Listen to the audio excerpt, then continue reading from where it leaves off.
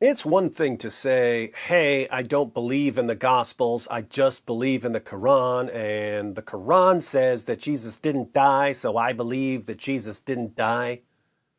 That's one thing. It's something else entirely to say, according to the Gospels, Jesus didn't die. If you say, according to the Gospels, Jesus didn't die, then there are only two possibilities. You're either completely ignorant, you've never read them, so you don't know what they say, or you're deceptive. You have read them, but you're a compulsive liar. Zakir Naik tells his followers that according to the Gospels, Jesus didn't die. His favorite argument is the sign of Jonah from the Gospel of Matthew.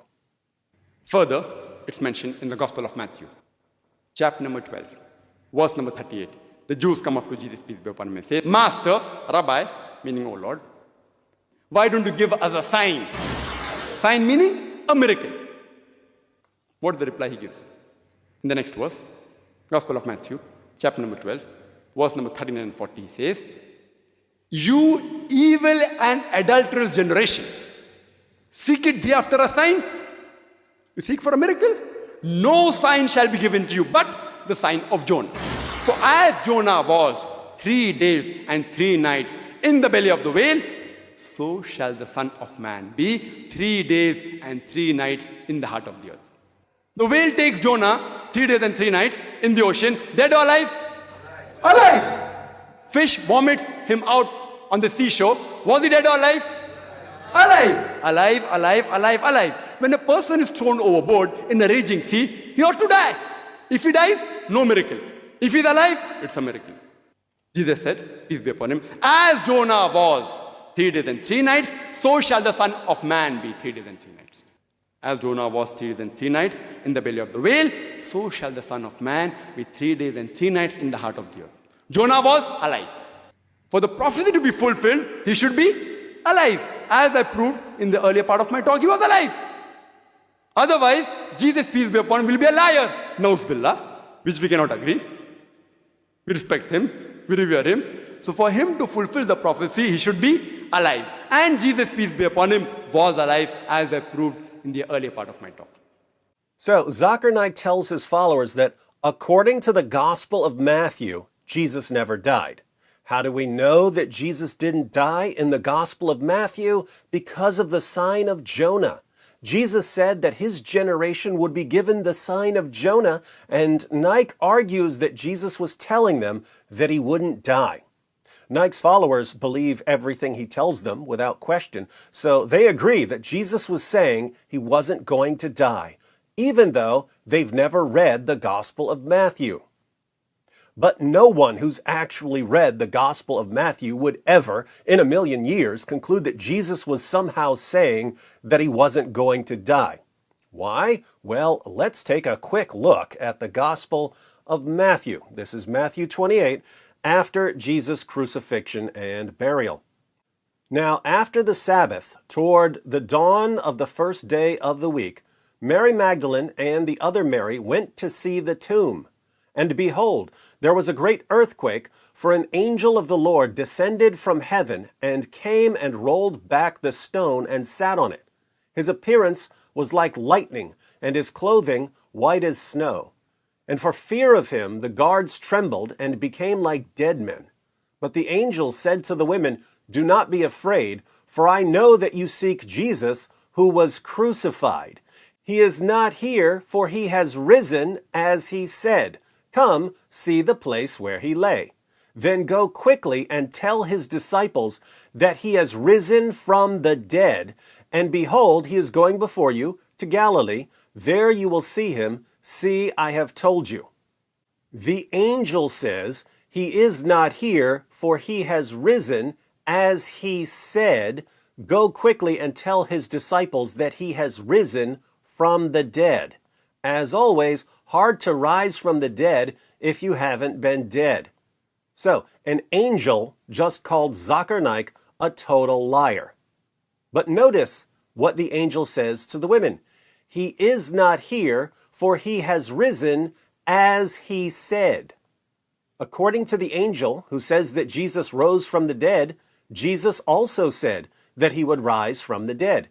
The angel doesn't say, "Oh yes, Jesus told you he wouldn't die because the sign of Jonah." He says Jesus told them that he would rise from the dead. Muslims, who are you going to believe? Zakir Naik or an angel? So, where did Jesus say that he would rise from the dead? In a bunch of places in the Gospels, but let's look at what Jesus said in Matthew 16. Why am I going to Matthew 16?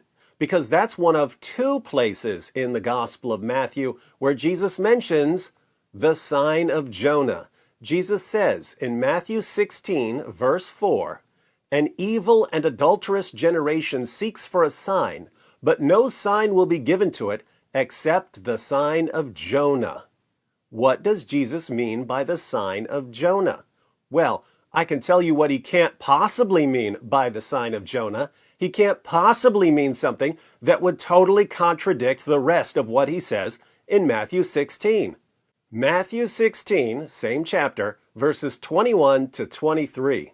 From that time, Jesus began to show his disciples that he must go to Jerusalem and suffer many things from the elders and chief priests and scribes, and be killed, and on the third day be raised. And Peter took him aside and began to rebuke him, saying, "Far be it from you, Lord, this shall never happen to you." But he turned and said to Peter, "Get behind me, Satan. You are a hindrance to me, for you are not setting your mind on the things of God, but on the things of man." So, in Matthew 16, Jesus says that his generation would be given the sign of Jonah. Then, in the same chapter, he tells his followers that he's going to be killed and that he's going to rise from the dead. Peter gives the Zakir Naik interpretation and rebukes Jesus. Peter says, "This will never happen to you. You're the Messiah. You can't die." And how does Jesus respond to Peter and to Zakir Naik? He says, "Get behind me, Satan. You are a hindrance to me, for you are not setting your mind on the things of God, but on the things of man." Context is fundamental to interpreting any text. And what we just read is an extreme example of the significance of context. As a rule, if you read a verse and you give that verse an interpretation, and yet in the same chapter, the person whose words you're interpreting calls your interpretation satanic, you probably need a new interpretation.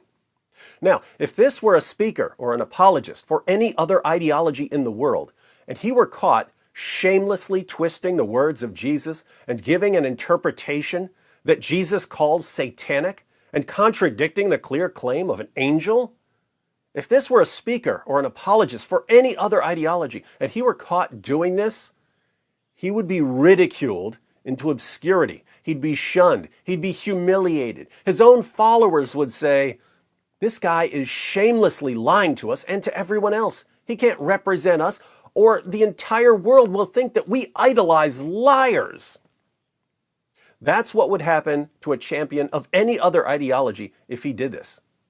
But Zakir Naik knows his audience. He knows that his followers love it. I mean love it when he lies, especially when he lies about Jesus. Fortunately, as much damage as Zakir Naik has done to the minds of his followers, he's doing even more damage to his own religion, because he's given us an endless supply of ammunition to expose him.